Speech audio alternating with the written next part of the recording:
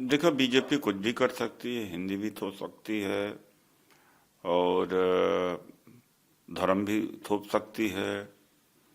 और जो बात तो उनको नहीं पसंद हो वो भी कर सकती है, बशर्ते बीजेपी का उसमें फायदा हो, स्वयं निजी फायदे के लिए।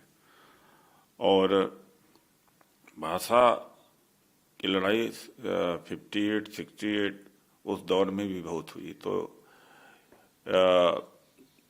तय किया गया कि 3 भाषा का फार्मूला, एक तो अंग्रेजी रहेगी, अपनी मदर टंग रहेगी, फिर एक हिंदी। लेकिन एक बात यह भी कहा गया था कि उत्तर भारत के लोगों को भी तमिल, कन्नड़, मलयालम पढ़ना पड़ेगा।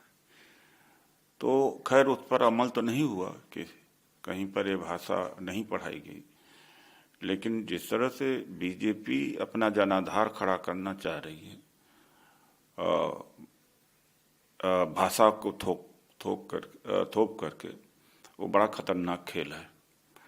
और इस खतरनाक खेल से बचना चाहिए।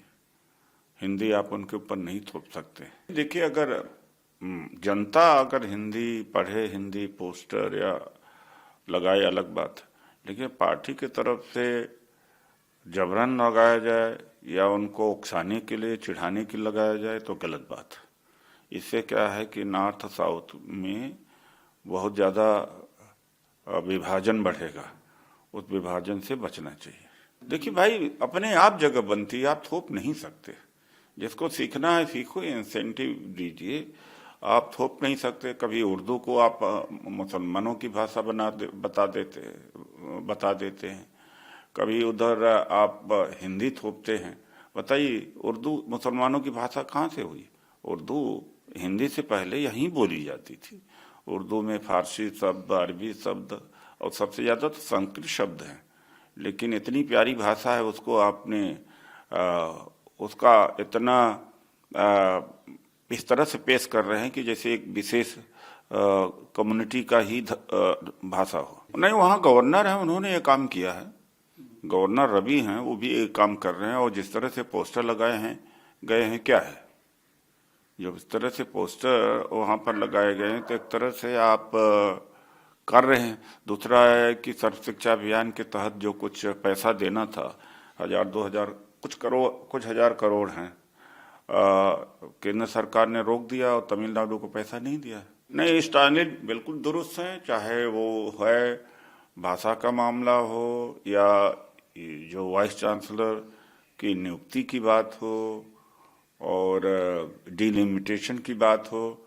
जिन राज्यों ने बेहतर किया है, शिक्षा को महत्व दिया है, आबादी कम किया है, उन राज्यों को इस बात को घाटा नहीं होना चाहिए कि उनकी लोकसभा की सीटें कम हों।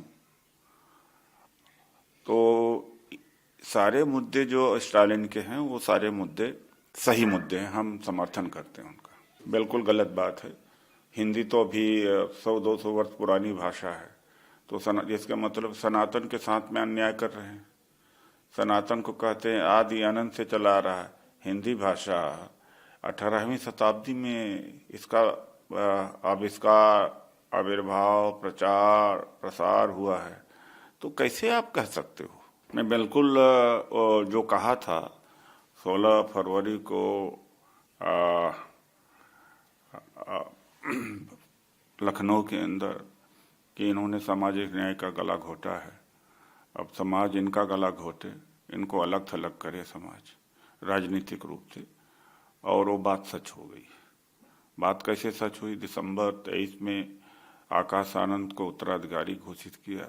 फिर लोकसभा चुनाव के दौरान कहा कि कोई उत्तराधिकारी नहीं है। फिर जून में ही फिर से उत्तराधिकारी घोषित कर दिया आकाश आनंद को। फिर क्या है, 16 फरवरी को यह कहा कि हमारा कोई उत्तराधिकारी नहीं है। और फिर 2 मार्च को सारे पदों से हटा दिया। फिर 3 मार्च को आकाश आनंद को पार्टी से ही निष्कासित कर दिया। तो ये मन स्थिति बताता है कि ये पार्टी चला रही हैं कि क्या कर रही हैं। तो इसलिए हमने आह्वान किया था कि लोगों को इनका साथ छोड़ देना चाहिए। बहुत कुर्बानी करके लोगों ने आंदोलन खड़ा किया था, वो कुर्बानी व्यर्थ जा रही है और कांग्रेस में उनको लौटना चाहिए।